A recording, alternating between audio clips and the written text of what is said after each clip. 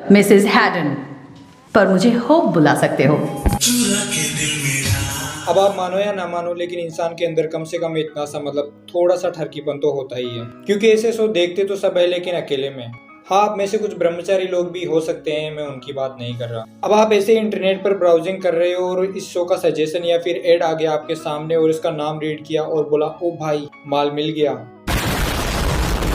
आप फटाफट नेटफ्लिक्स पर जाते हो या फिर जो भी है जहाँ से आप वीडियो डाउनलोड करते हो, शो को डाउनलोड किया और शुरू करने के बाद जब पहला ही सीन आप देखोगे उसके बाद से अगर आपका ठरक लेवल बहुत ज्यादा है तो आप ऐसे खुश होकर सातवें आसमान पर होगे और बोलोगे भाई क्या शो है ये। लेकिन जैसे जैसे शो आगे बढ़ता है और ये अपने मेन असली पॉइंट्स पर आगे बात करता है तो वही सेम बंदा बोलेगा क्या शो है ये। इसलिए मैं शुरू में बोल देता हूँ, अगर आपने इससे बहुत ज्यादा एक्सपेक्टेशन लगा ली और सोच रहे हो जो चीज आपको वीपीएन लगाकर देखनी पड़ती है वो चीज आपको इससे देखने को मिलेगी विदाउट वीपीएन, तो आपको डिसअपॉइंटमेंट मिलेगी, क्योंकि ये शो नहीं, आपकी नीयत खराब है।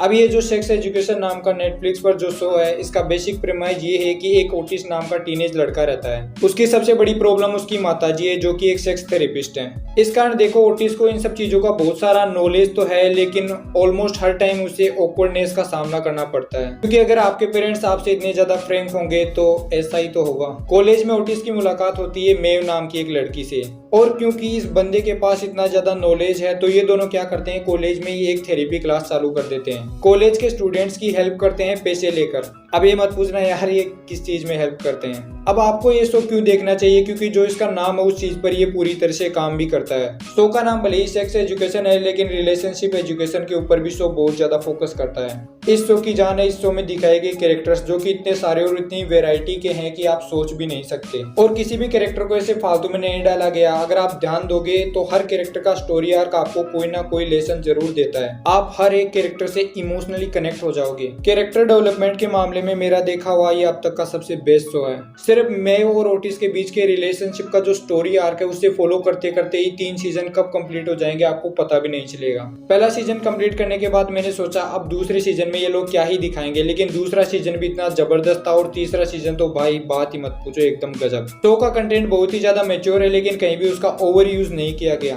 अगर इसके क्रिएटर्स चाहते तो इसके नाम का फायदा उठाकर बहुत सारा फालतू का स्टफ इसके अंदर डाल सकते थे, लेकिन उसके बजाय उन्होंने इस चीज को हमारे सामने एक बढ़िया स्टोरी के रूप में प्रेजेंट किया है। क्योंकि ये प्रॉब्लम तो हमारे सामने हमेशा से ही थी, बस लोग इसके बारे में बात करने से डरते थे, लेकिन अब बात कर रहे हैं। ये शो बात करता है टीनेजर्स की सोसाइटी में सेक्सुअल अपीलिंग, उनके क्या रिएक्शन, मोटिव्स और बिलीव्स रहते हैं इस चीज को लेकर। साथ ही इस चीज पर भी फोकस करता है कि हमारे पेरेंट्स टीनेजर्स को लेकर कितने ज्यादा ओवर प्रोटेक्टिव होते हैं। इसी के साथ ये show parenthood, homosexuality, drugs, education, sexual assault, divorce, feminism, mental health, self love, gender identity और न जाने कितनी सारी चीजों पर बात करता है। ये सब तो वो चीजें हैं जो मुझे अभी भी याद हैं। वैसे तो इस शो का फर्स्ट इंटेंशन कॉमेडी नहीं, लेकिन इसके बाद भी जो इसके अंदर का ह्यूमर है वो बहुत ही ज्यादा अच्छा है, आप कहीं पे भी बोर नहीं होते हो। इस शो की सबसे इंटरेस्टिंग चीज है इसका कंपोजिशन और आर्ट डायरेक्शन जो कि बहुत ही खूबसूरत है। अब सेक्स एजुकेशन सीरीज बेशक ही अवार्ड विनर वाला माल रखती है, बल्कि इसकी सबसे खूबसूरत बात यही है कि ये लाइट है, ये भारी नहीं लगती।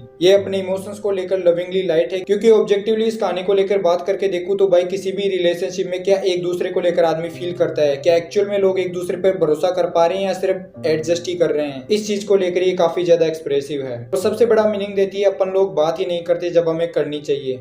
फॉर श्योर जिनकी बहुत ही मादर चौध है, इसमें मैं कोई दो राय नहीं रखता।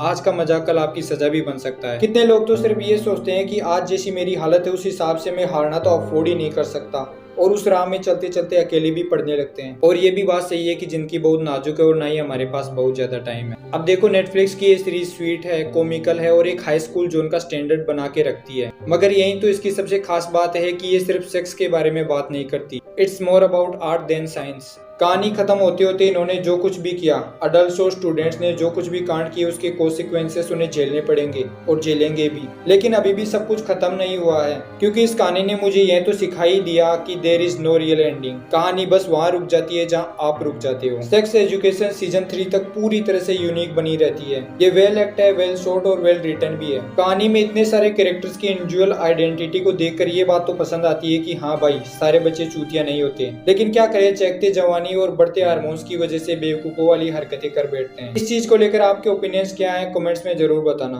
और अगर आपने शो देख लिया है तो ये भी बताना कि इस सीरीज का सबसे फेवरेट कैरेक्टर कौन सा है आपका। इस शो के 3 सीजन आ चुके हैं और नेटफ्लिक्स पर ये हिंदी इंग्लिश दोनों लैंग्वेज में अवेलेबल है। अगर आप भी 18+ हो तो मैं आपको हाईली रिकमेंडेड करूंगा कि ये शो एक बार तो जरूर देखें। इसी के साथ मैं मिलता हूँ आपसे नेक्स्ट वीडियो में, तब तक के लिए this is your boy Aryan from Aryan verse, over and out.